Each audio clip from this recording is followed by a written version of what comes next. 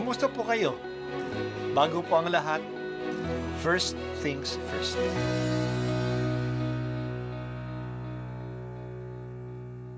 Good morning po. Sinisimulan po natin ngayon ang first things first. At dito po, tinatalakay natin sa unang bahagi ng umaga natin ay ang first readings na binabasa po sa banal na misa. Ito pong tinatalakay natin kasi madalas po kasi marami na tayong alam tungkol sa gospel readings. Pero konti po ang nagsasalita sa first readings.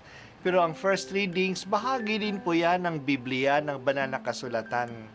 Kaya susubaybayan po natin ang mga first readings, basahin po natin at kuminsan kailangan ng basahin ng 2 o 3 beses bago maintindihan kasi hindi po tayo familiar sa mga istorya at sa mga kaisipan na tinatalakay dito. Ang pagbasa mula sa aklat ni Propeta Daniel. Noong mga araw na iyon, tumindig si Azarias at dumalangin, alang-alang sa iyong karangalan. Huwag mo kaming itakwil habang panahon. Huwag mong putulin ang iyong tipan sa amin.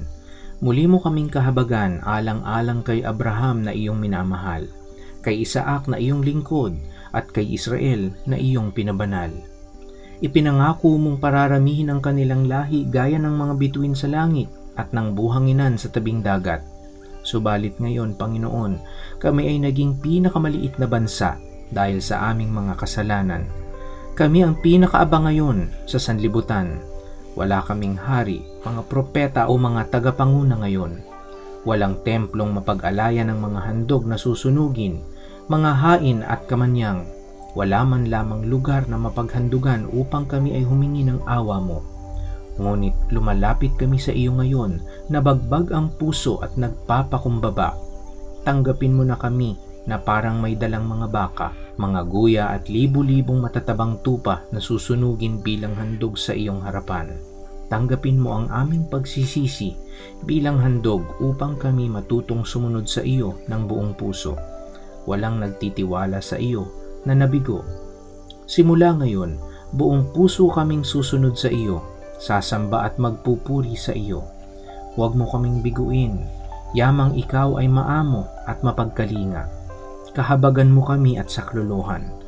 Muli mong iparana sa amin ang iyong kahanga-hangang pagliligtas at sa gayoy muling dakilain ang iyong pangalan, Panginoon. Ang salita ng Diyos. Salamat sa Diyos. Si Nebuchadnezzar ay ang hari ng mga taga-Babylonia na nagpabagsak sa lungsod ng Jerusalem at ng templo ng Diyos doon. Naging mayabang siya kasi siya ang hari ng napakalaking empire noong panahon, ang Babylonian Empire.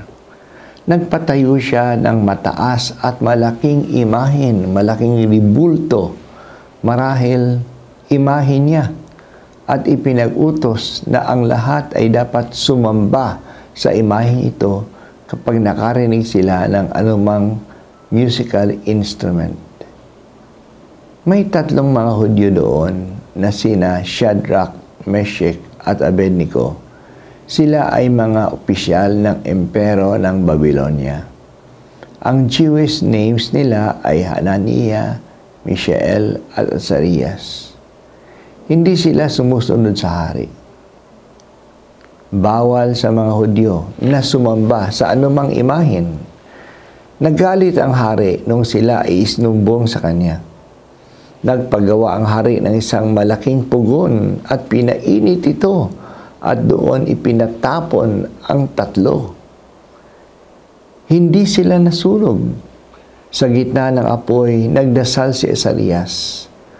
Ang panalangin niya ay ang narinig natin sa ating unang pagbasa. Nagpakaawa siya sa Diyos alang-alang sa mga pangako niya sa kanilang mga ninuno na si Abraham, Isaac at Jacob. Nangako siya sa kanila na magiging dakilang lahi sila, kasing dami ng mga bituin. Pero ngayon, sila ay kakaunti na lang at nakakalat pa sa buong mundo bilang mga exiles. wala na silang hari, pari o mga propeta. Hindi na sila makapag-aalay ng hain sa Diyos kasi sira ang kanilang templo. Nagpakumbaba at nagsisi sila na dahil sa kasalanan nila at ng kanilang mga ninuno, kaya nangyari ito sa kanila. Kaya tanggapin na lang ng Diyos ang kanilang pagsisisi na siya na lamang ang tanging handog nila.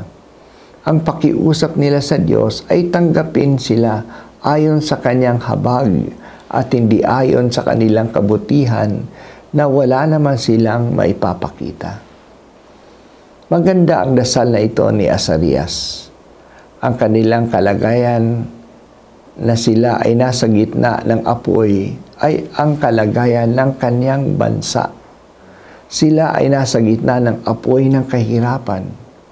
Kinikilala nila na ito ay dapat lang sa kanila kasi hindi sila naging tapat sa Diyos. Ang tanging pakiusap lang niya ay kaawaan sila. At ganun nga ang nangyari. Sila ay nasa gitna ng apoy, pero hindi naman sila naaano. Ang bayan ng Israel ay nasa gitna rin ng kahirapan, pero hindi naman sila nauupos o natatalo.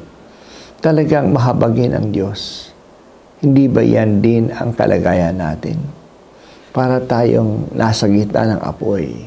Apoy ng economic meltdown. Apoy ng kawalang trabaho. Apoy ng korupsyon sa gobyerno. Pero makakatawid tayo. Hindi tayo mauupos. Hindi ba ito ay habag na lang ng Diyos? Nakakayanan natin ang mga ito dahil sa pag-ibig ng Diyos sa atin. Kahit na hindi pa tayo naging tapat sa Kanya, yan lang ang mga panghahawakan natin, ang awa ng Diyos. Tulungan mo kami, Panginoong Diyos, na magdasal ng buong kababaang loob sa gitna ng mga kahirapan na nararanasan namin sa buhay. Hindi mo kami pababayaan kasi ikaw ay maawain.